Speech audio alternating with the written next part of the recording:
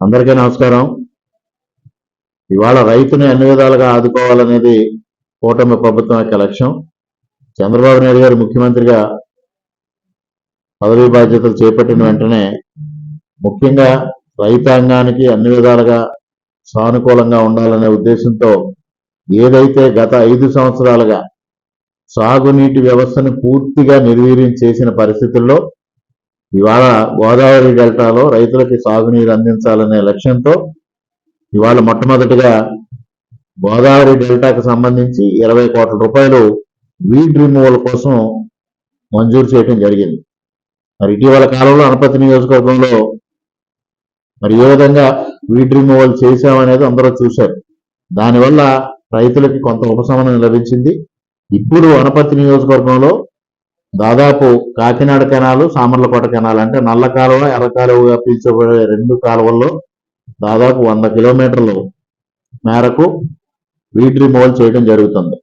అదేవిధంగా branch canals అన్ని కలిపి దాదాపు 160 కిలోమీటర్లు దానిలో వీడ్ రిమూవల్ చేయడం జరుగుతుంది. దీనికోసం దాదాపు 1,30 లక్షలు అనపతి నియోజకవర్గానికి మంజూరు చేయడం జరిగింది. ఒక వారం రోజుల్లో పనులు మొదలుపెట్టి వాటిని వేగవంతంగా పూర్తి చేసి రైతులకి సమృద్ధిగా సాగునీరు అందించడానికి కృషి చేయడం జరుగుతూ ఉంది. అదేవిధంగా అనేక చోట్ల స్లూయిస్లు పాడై కొన్ని ఇబ్బందికరమైన పరిస్థితులు, షట్టర్స్ పాడయి ఉన్నాయి.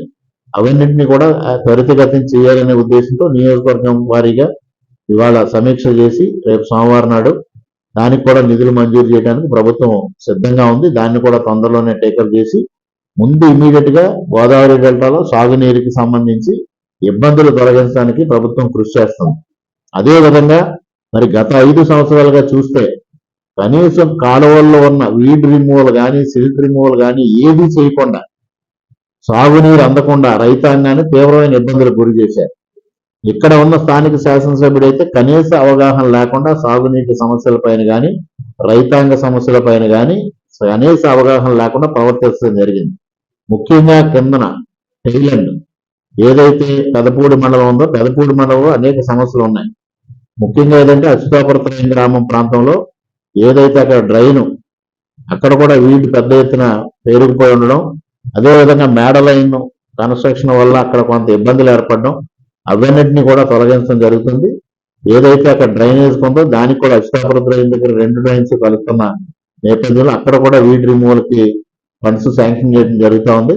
ఇవన్నీ చేసి ముందుగా ఖరీఫ్ లో ఎటువంటి ఇబ్బంది లేకుండా రైతాంగానికి నీరు అందించి తర్వాత మరలా క్లోజర్ పీరియడ్ లో దాదాపుగా మోడర్నైజేషన్కి వెళ్ళిన విధంగా అన్ని విధాలుగా సాగునీటి వ్యవస్థని సక్రమంగా ఉండేలాగా చర్యలు తీసుకోవడంలో ప్రభుత్వం ముందుంటుంది. దీనికి నిధులు వెనువెంటనే ఆర్థిక సమస్యలు ఉన్న రాష్ట్రం తీవ్రమైన ఆర్థిక సమస్యలను ఎదుర్కొంటున్న నిధులు మంజూరు చేయించిన చంద్రబాబు నాయుడు గారికి, దానికి కృషి చేసిన ఇరిగేషన్ మంత్రి నిమ్మల రామానాయుడు గారికి ఇద్దరికీ హృదయపూర్వకంగా అనపర్తి నియోజకవర్గం రైతాంగం తరఫున హృదయపూర్వకంగా కృతజ్ఞతలు తెలియజేసుకుంటూ ఉన్నాం.